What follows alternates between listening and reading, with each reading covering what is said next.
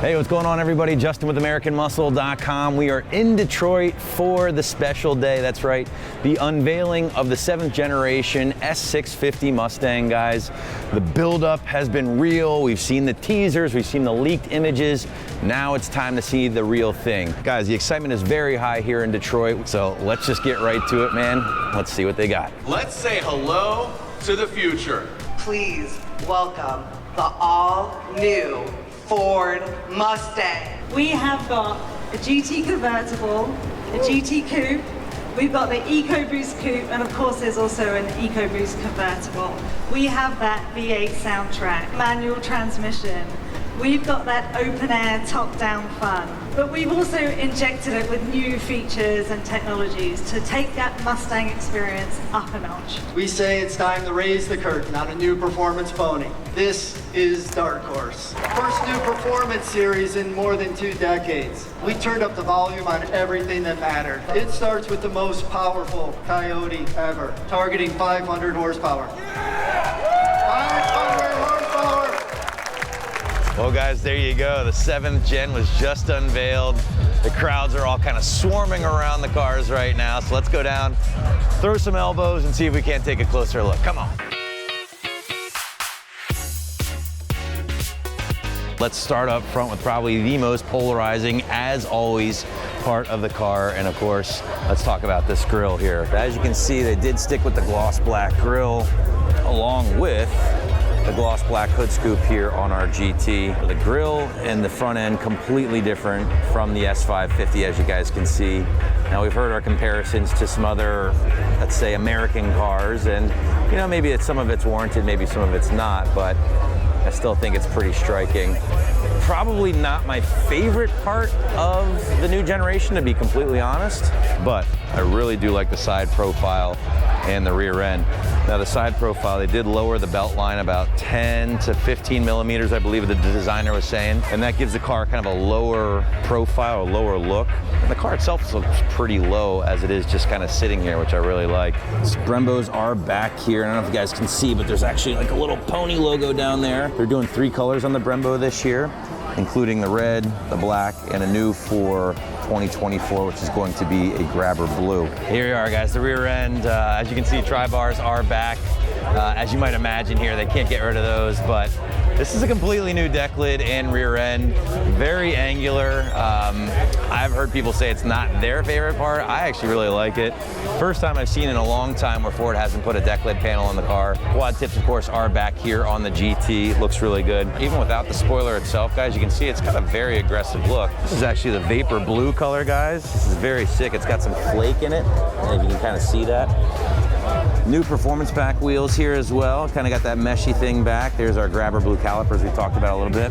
Good look here at those new headlights. So there it is. I don't know, the grille just looks huge to me, guys. It's actually the same size as the EcoBoost grille. The EcoBoost grille actually looks smaller, but I think it's this extra plastic down here on the bottom might give it that illusion that it's actually bigger than it really is. Big win though, guys, for sure, is this interior. I don't know if you can tell, but that is all one piece of glass here at the GT Premium. And it gives you that cockpit-like feel, kind of wraps around the driver when you're sitting in there. MT82 is back, but the interior itself, the touch points are all different. The steering wheel, as you can see, they got the flat bottom steering wheel going on, a little bit more kind of like girth to the wheel itself. Mustang fans will also realize that this is no more double brow for the dash itself, guys. Definitely different there. First time they departed from that, basically, in a very long time. But overall, I'm a big fan of all the interior treatments here. Let's talk engines real quick here, guys, with the S650. Now, the 5-liter is back. It's the Gen 4 Coyote. And some of the big stuff they've changed there, even though they didn't really talk about it here tonight, we got a glimpse of it. Dual throttle bodies, so dual 80mm throttle bodies, dual airbox. It's a very cool look. I'm sure aftermarket cold air manufacturers are going to have a field day with that. But outside of that, some different changes for the Gen 4 Coyote. They finally put a steel oil pan on the car.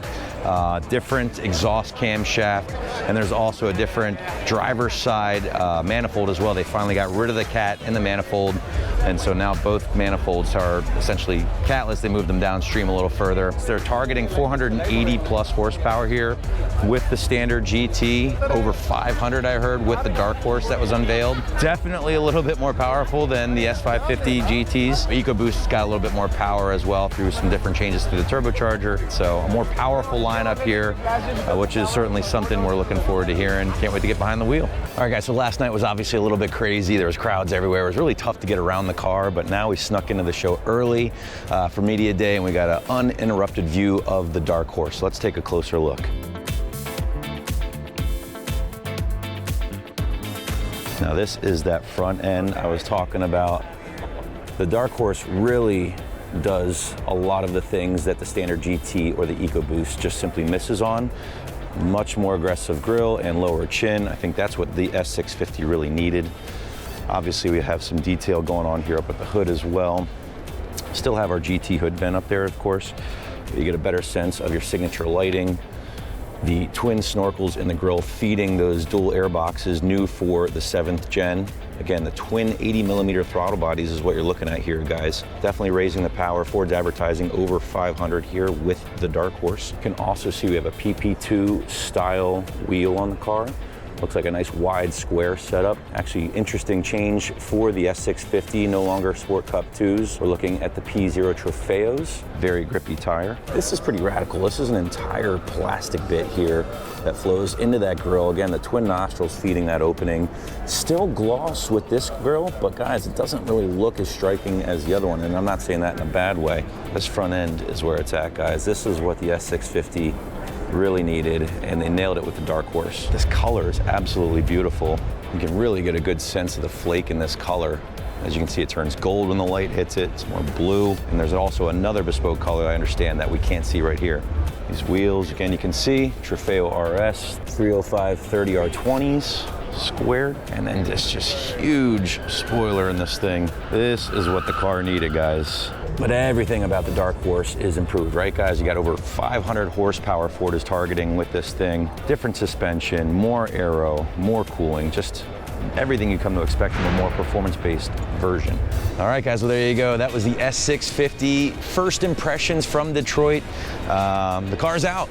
It's here. It's still V8 powered. It still has a manual. We should all be rejoicing at that, especially in this time where that seems to be going away. I like the car. I know a lot of you guys might have some differing opinions on that, and that's fine.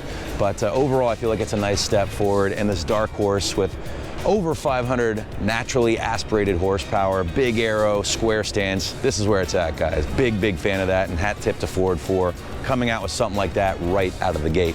As always, guys, we'd love to hear from you on this, so drop us a comment wherever you're watching. But for now, from Detroit, I'm Justin, and remember, for all things Mustang, keep it right here at AmericanMuscle.com.